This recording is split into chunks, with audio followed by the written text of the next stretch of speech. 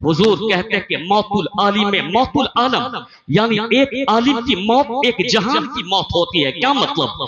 एक आलिम जहां बैठता है वो अपने इल्म की ज़ियाबार किरणों से दूसरों के दिलों को मुनव्वर करता रहता है, मुस्तफ़ा के पैगाम से दूसरों को जन्नती बनाता रहता है, मुस्तफ़ा जाने रहमत की शरीयत से दूसरों को इस्लाम का दीवाना बनाता रहता है। और जब आलिम चलते हैं तो फरिश्ते उनके लिए मग़फ़िरत की दुआ करते हो, आलिम के लिए चूटियां सुराख में दुआ करती हो, आलिम के लिए मछलियां पानी में दुआ करती हो। आलिम के चेहरे को देखना इबादत कहा गया है, आलिम की सोहबत को मुस्तफ़ा की सोहबत कहा गया है। जब अल्लाह ने आपको, रसूलुल्लाह ने आपको इतना वक़ार अता फरमाया है, आप अपने वक़ार को समझें, आप अपनी अज़मत को समझें, आप अपने रुतबे को समझें, आप अपनी जिम्मेदारी को समझें। ये मदरसा अल जामिअतुल अशरफिया यानी शाहिदुल उलूम आज अपना एक प्रोडक्ट आपके सामने में रखना चाहेगा।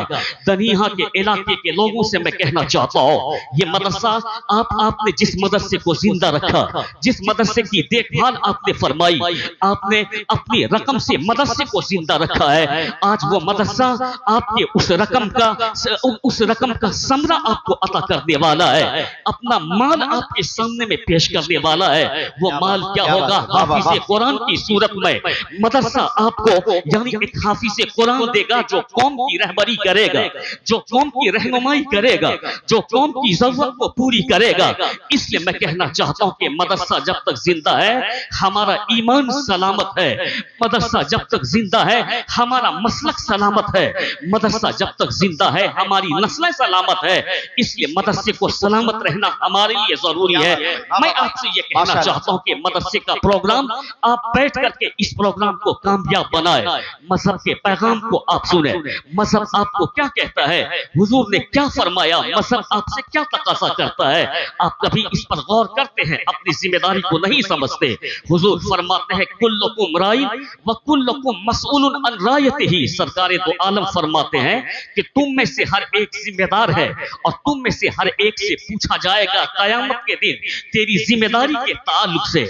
आप सोचते हैं कि बस खाना पीना, दुकान जाना, कपड़ा बेचना, मार्केट कर लेना यही हमारे लिए है। नहीं, अल्लाह ने जिंदगी दी है आखिरत को संवारने के लिए, और जब तक बंदा उस जिंदगी में आखिरत की तैयारी नहीं करेगा बंदा दुनिया में भी नाकाम रहेगा, मरने के बाद भी नाकाम रहेगा।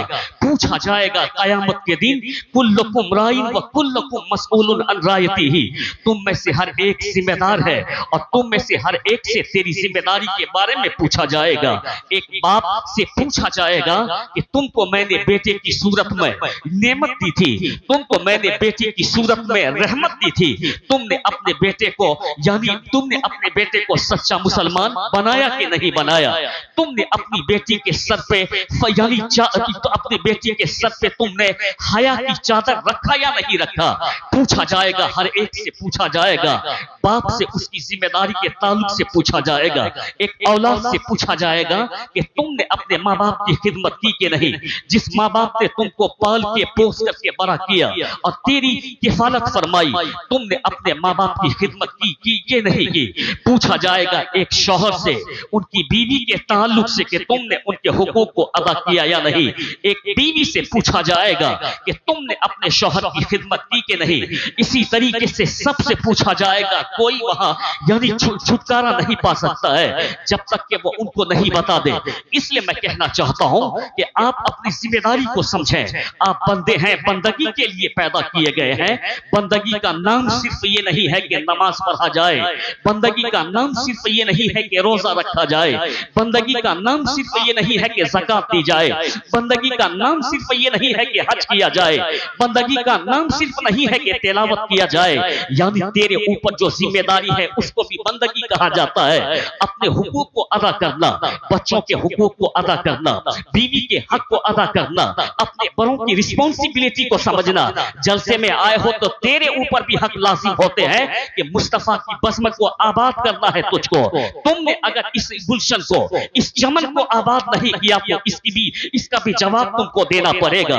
ये मैं आपका जहन, आपके जहन को बनाने की कोशिश कर रहा रहा हूं ताकि आपका जहन अगर बन जाए तो मैं मजहब का पैगाम आप तक रखूं। ये वो मदरसा है जो आपको यानी कौम को रहबर और रहनुमा अता फरमाता है। इसलिए मैं कहना चाहता हूं कि आज हमारी हालतें किस कदर बिगड़ गई है। हमने कभी भी अपने अहवाल पे गौर किया, हमने कभी भी अपनी जिंदगी पे गौर किया, हमने कभी भी यानी अपने बच्चों की तरबियत पे गौर किया? नहीं किया हमने गौर। हम सिर्फ कहते हैं कि दिल्ली में अगर वो बैठ जाएगा तो हमारी जिंदगी तहोबाना हो जाएगी।